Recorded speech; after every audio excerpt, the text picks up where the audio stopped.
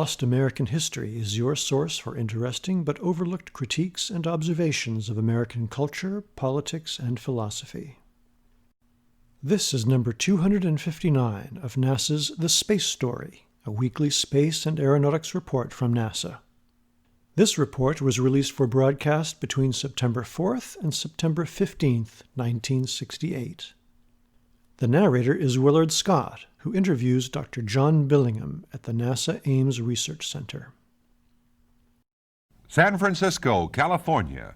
Ground-based flight experiments to meet present and future aircraft needs. That's the story. The highlights in a moment as NASA presents The Space Story.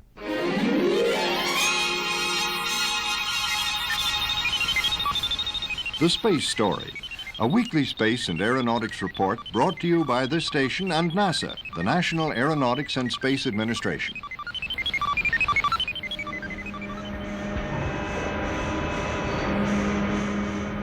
You're inside the cockpit of a four-engine jet aircraft, a DC-8. In front of you lies the rolling green countryside of Virginia. The quilted patchwork of farmland and trees passes quickly underneath. A few miles ahead, you spot the runway of Dulles International Airport, just outside of Washington. This is the scene viewed daily by a number of commercial airplane pilots as they prepare for landing. Some 3,000 miles away, however, in California, the same scene is repeated daily through cockpit windows, but this time by means of scale models, computers, and television cameras.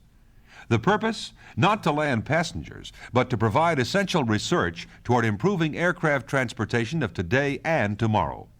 Here is a special report. I'm just wondering, during these approaches, if you're having any problems of lining up. The scene is NASA's Ames Research Center near San Francisco, California, inside a full-size replica of a jet cockpit. Through the windows, realistic sky and landscape can be seen, duplicating the approach path to Dulles Airport.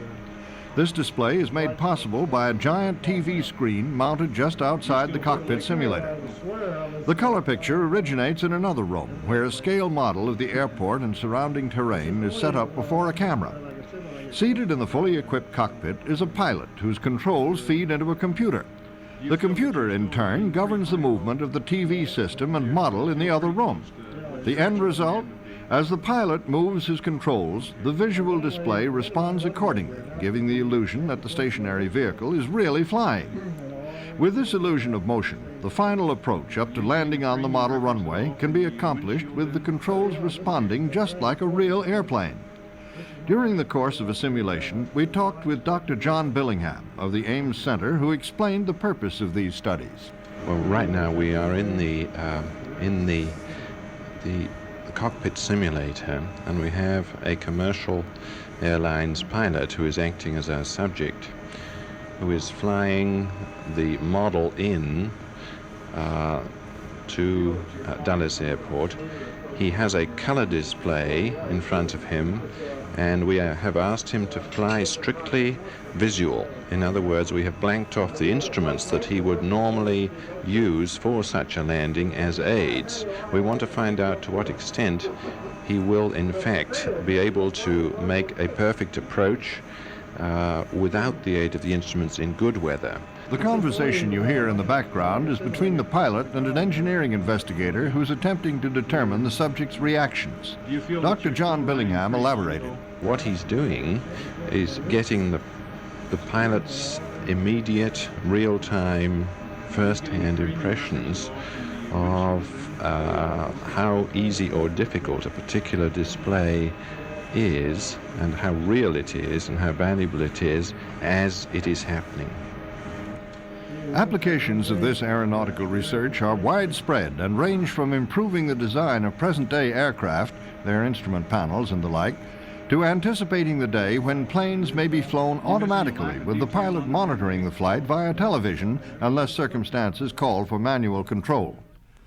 The story of one of many kinds of aeronautical investigations currently underway at NASA's Ames Research Center, San Francisco, California. This has been The Space Story, a weekly space and aeronautics report brought to you by this station and NASA, the National Aeronautics and Space Administration. Willard Scott with Kennedy Ludlam reporting.